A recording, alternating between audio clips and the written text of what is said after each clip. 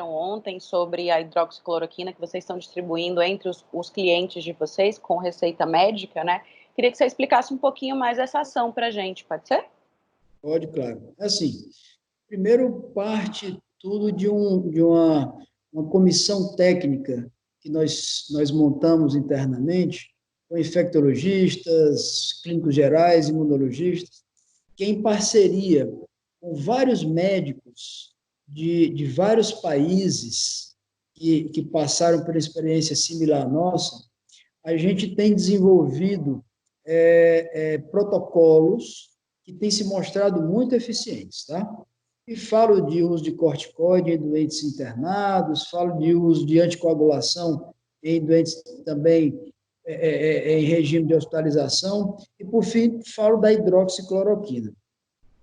Essa droga, quando ela é utilizada precocemente, os pacientes no início dos sintomas, a gente tem notado que a impressão clínica de nossos médicos tem sido de que reduz significativamente a gravidade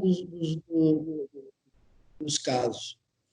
E temos prescrito essa droga já há algumas semanas ou meses, já há algum tempo a gente tem utilizado essa droga. Acontece que, dada uma procura grande de usuários nossos pelo Brasil todo, nas redes de farmácias, esse abastecimento tem sido muito irregular. Muitos dos usuários, apesar de estarem com a prescrição na mão, não têm conseguido comprar a droga, frustrando, assim, esse tratamento. Então, o que é que nós fizemos? Em parceria com a Fundação Ana Lima, que é o braço social do sistema, nós já viabilizamos, até agora, tratamento inteiramente gratuito para 20 mil pessoas.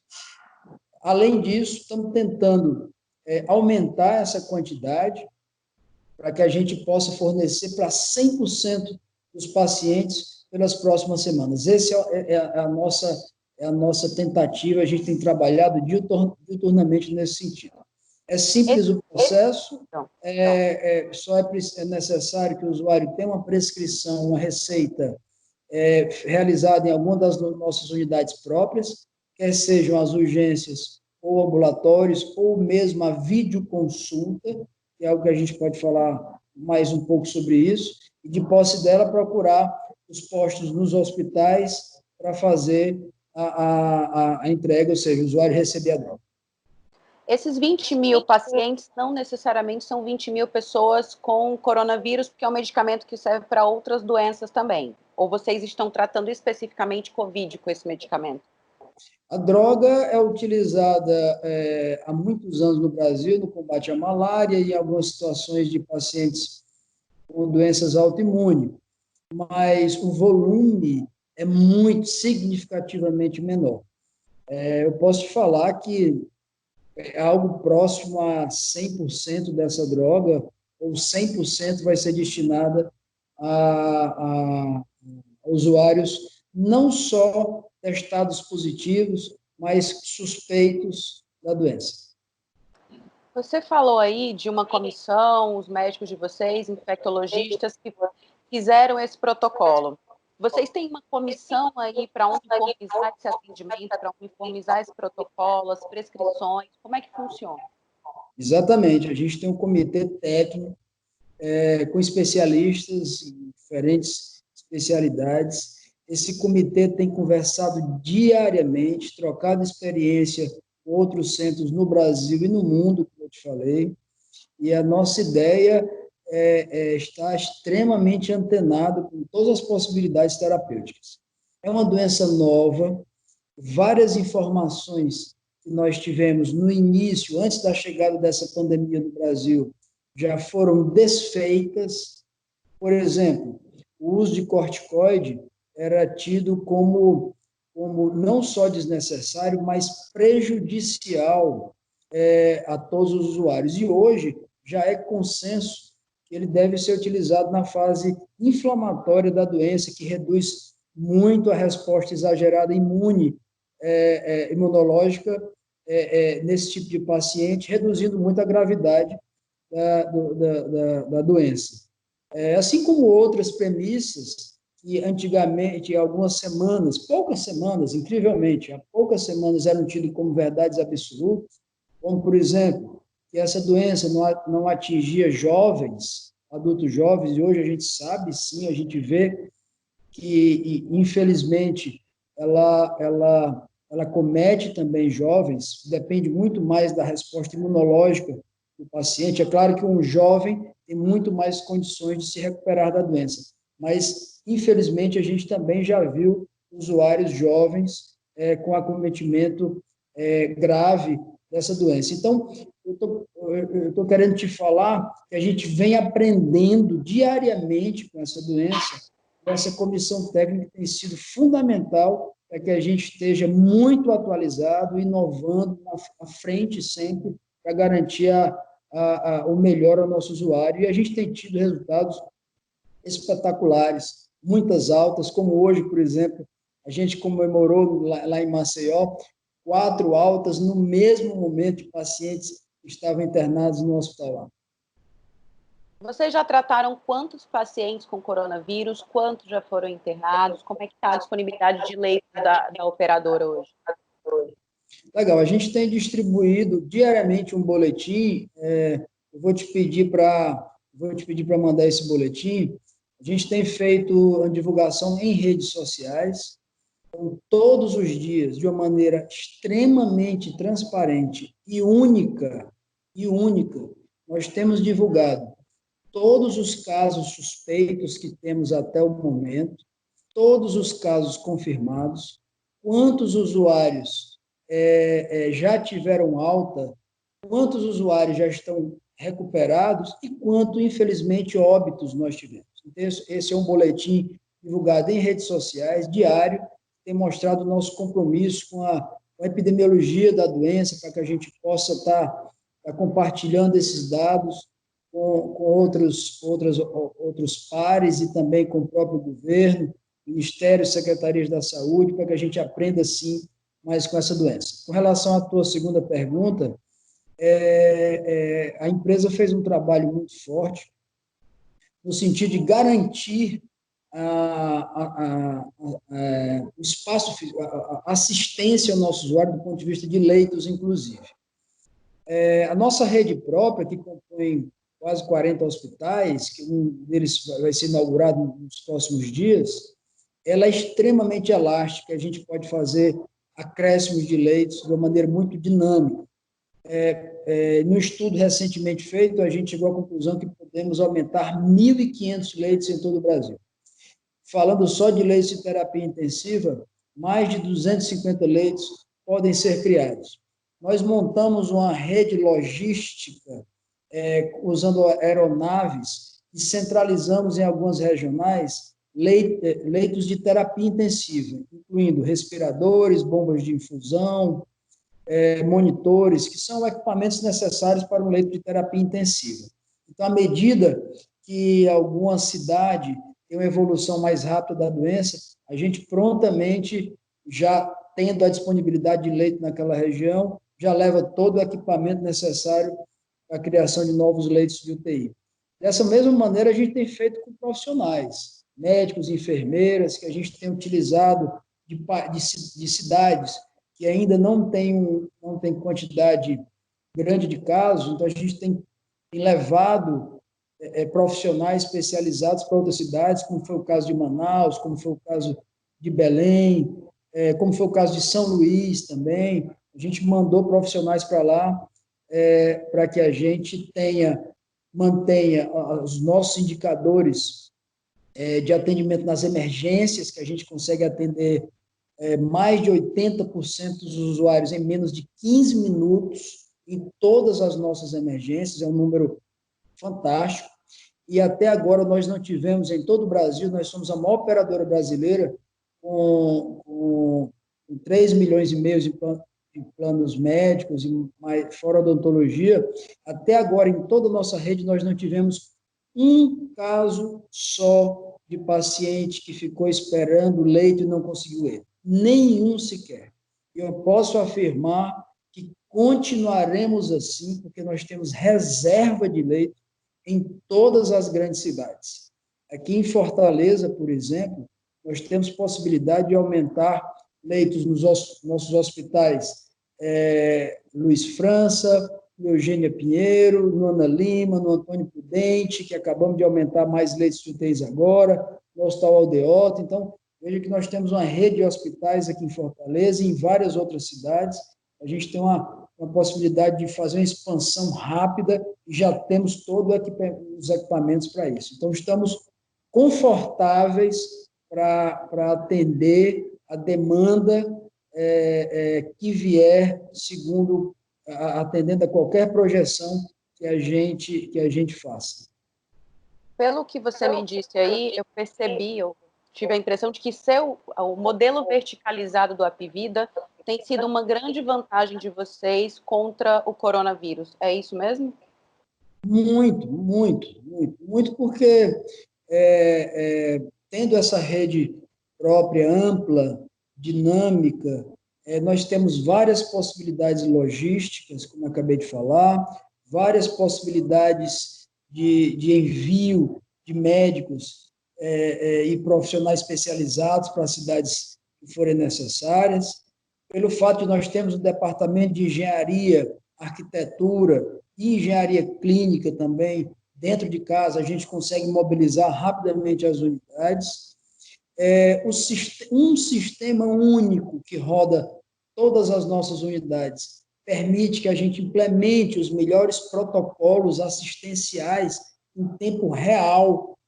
Imediatamente, no momento em que eu li o doutor Marcelo, responsável pelos protocolos médicos, ele implanta um novo sistema, um novo protocolo no nosso sistema, isso aparece na tela de todos os médicos no Brasil todo. Os colegas precisam só seguir o protocolo que está sugerido pelo nosso comitê, acompanhando assim as melhores práticas. Nós temos informações e volume para avaliar o desfecho de todo o atendimento, todos eles. É muito difícil para uma operadora que não tenha controle de toda a sua rede própria, entender o desfecho de cada paciente, a conduta que foi utilizada em cada situação, e nós temos toda essa informação dentro de casa, é uma riqueza enorme, e de acordo com o sucesso de cada terapêutica, a gente consegue reproduzir em massa e em velocidade. Né? A gente falou aqui em logística, falamos em informação, tem uma coisa também que está um pouco complicada para o mundo inteiro, que é a aquisição de insumos. Em algum momento o Apvida esbarrou nessa barreira? Olha, travamos uma batalha enorme na área de suprimentos. Essa foi a nossa preocupação inicial, garantir aos nossos profissionais todos os EPIs necessários.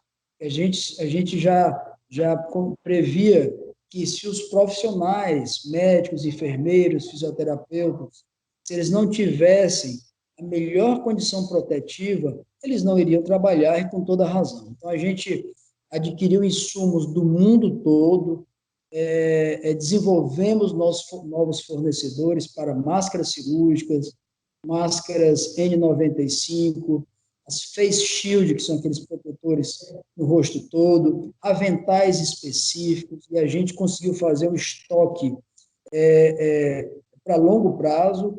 É claro que a gente teve que pagar um sobrepreço por isso, pagamos mais caro, houve uma supervalorização desses itens em 200%, 300%, mas a gente tomou essa decisão corajosa e necessária de fazer uma estocagem para várias semanas e a gente está em uma posição extremamente confortável. A gente sabe que o Brasil e o mundo sofrem com falta de EPIs e a gente, sim, tem uma condição muito confortável para dar todas as garantias de EPIs para os nossos colaboradores em todo o Brasil.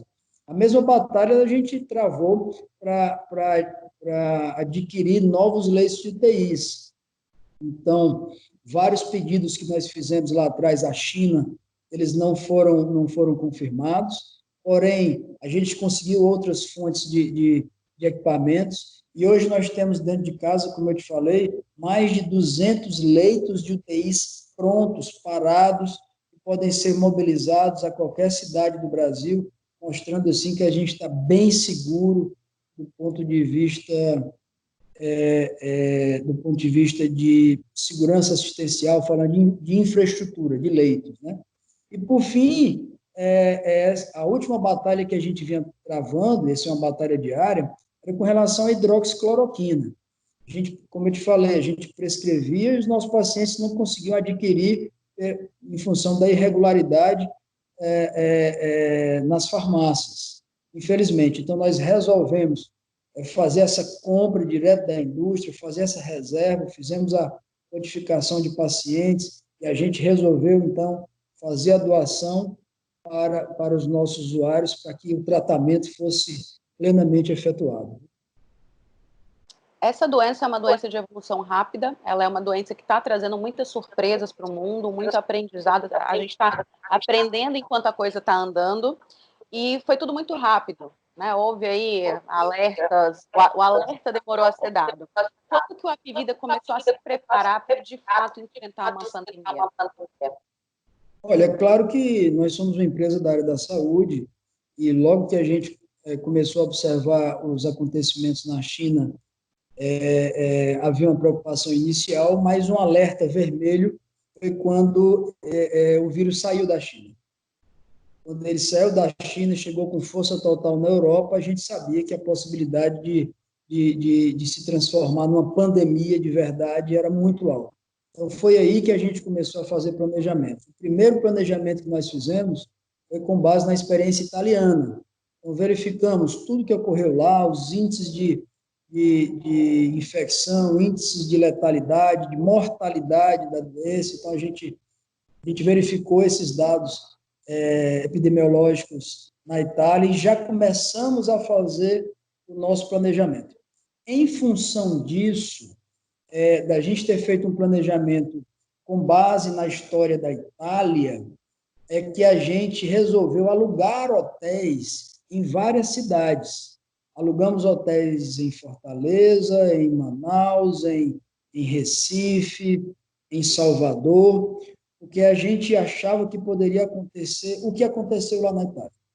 Graças a Deus que os números dessa pandemia no Brasil são muito menores do que a experiência europeia, falando aqui do conjunto de Itália, França, Alemanha, são muito menores do que a experiência americana.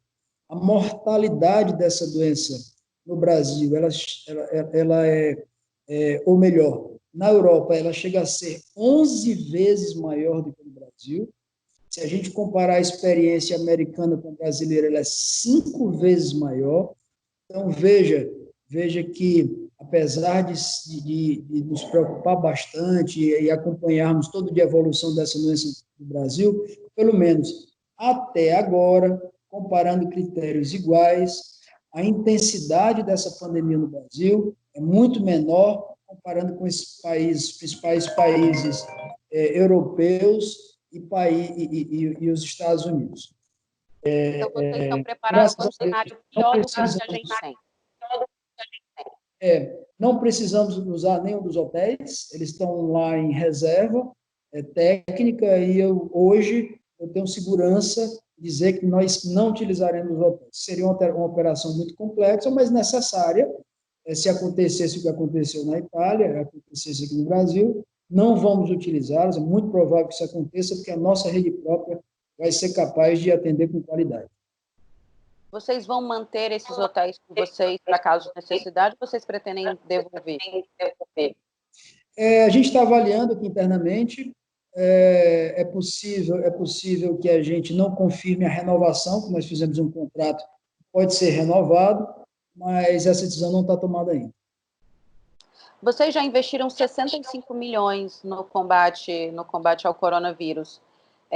Ações de aumento de leito, agora de medicamento também. Deve ficar nessa cifra ou vocês estimam valor ainda maior?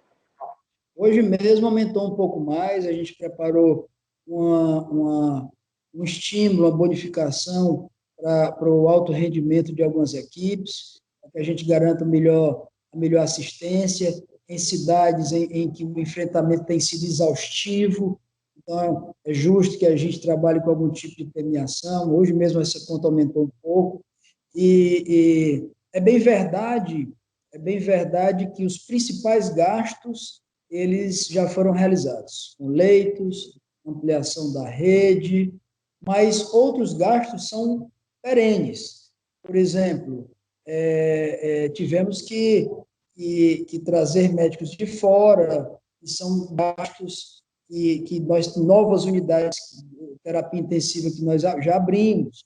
Então, são gastos que perdurarão enquanto tivermos um volume elevado de doentes COVID nas nossas unidades. Outros foram gastos, foram investimentos, foram CAPEX. Agora, OPEX são despesas operacionais, essas ainda devem ser mantidas enquanto tivermos um volume elevado de pacientes internados.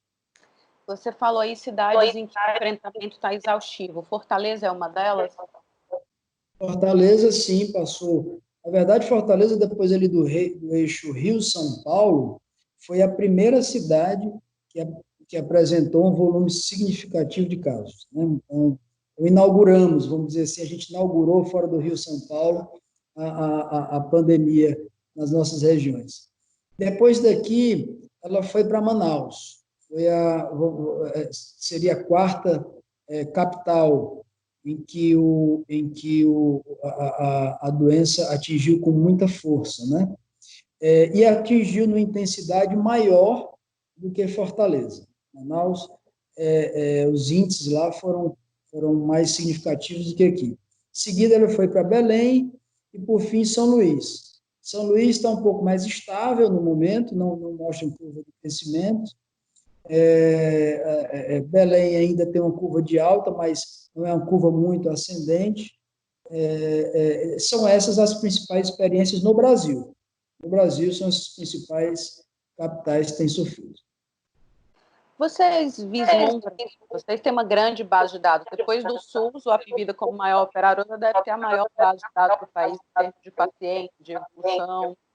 Vocês vislumbram o fim da pandemia? Para quando que a gente consegue começar a relaxar? Ou a vida pode voltar, talvez, aos pouquinhos ao normal? Assim, verdade que a gente tem uma base de dados significativa, mas nada como o Ministério da Saúde, que é detentor de todas as informações do que acontece no país, para ter uma base de dados suficientemente razoável para acertar mais, para ter melhor previsibilidade. A nossa impressão aqui é que a gente está muito próximo ou já chegou ao pico dessa pandemia em algumas cidades, como Fortaleza, Manaus, principalmente. Belém talvez ainda possa crescer um pouco mais, mas tem algumas variáveis. Nós não sabemos os efeitos do isolamento, se ele realmente vai ser só retardatório ou se ele vai evitar infecções, essa é uma variável. E tem uma segunda variável, que são as cidades que ainda não foram atingidas pela pandemia, que a gente roga que não venha acontecer. Então, graças a Deus, várias cidades brasileiras têm uma experiência muito tímida da doença. Falo aqui de Aracaju, falo de Natal, que já tivemos alguns casos bem no início, mas depois reduziram. Falo do sul do país, lá no estado de Santa Catarina, em todo o interior, que é bastante desenvolvido.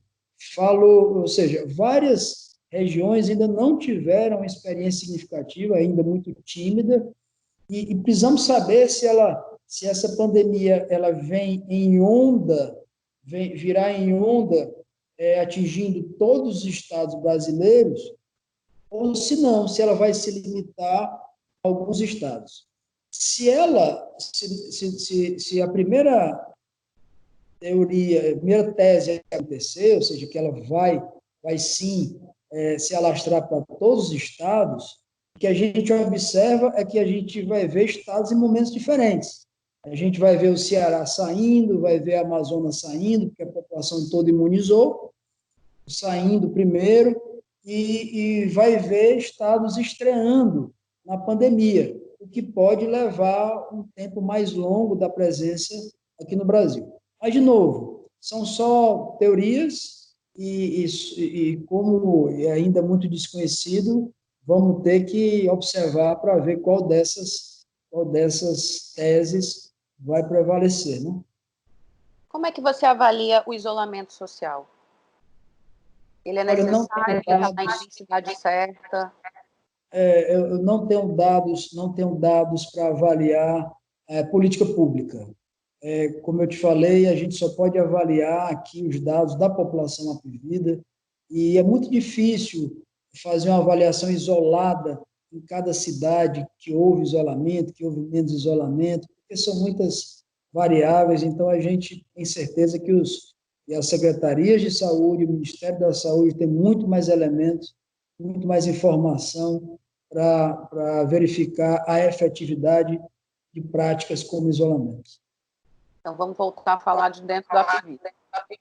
Vocês tinham planos de investir 400 milhões esse ano. Esses planos estão mantidos? Os valores estão mantidos? Ou houve algum tipo de ajuste por causa da pandemia? Na verdade, do ponto de vista de investimentos, de uma maneira geral, nós resolvemos suspender qualquer atividade de aquisição. Tinham vários projetos no nosso pipeline de aquisição de empresas, eles foram temporariamente suspensos, só deverão voltar com o arrefecimento da doença, que eu imagino que seja a partir do terceiro tri. Com relação a investimentos de expansão da rede própria, novos de equipamentos para a rede própria, em regiões que a gente já atua, a construção de novos hospitais, clínicas, ambulatórios, unidades de pronto atendimento, esse a gente manteve de maneira integral. Esse investimento que você mencionou, ele envolve a construção de vários hospitais, e esse plano está mantido e em curso. Construção na nossa atividade, no nosso segmento, tem sido permitido por todos os governos onde a gente atua, e esse plano de expansão está rigorosamente mantido. Temos aí hospitais novos em Recife, em Maceió, em São Paulo, no Centro-Oeste, no Norte. Temos hospitais aí por pelo menos 4 regiões brasileiras que serão construídos dentro desse orçamento que você mencionou. Então, esses 400 milhões já não englobava aquisição, é apenas expansão de rede própria, construção.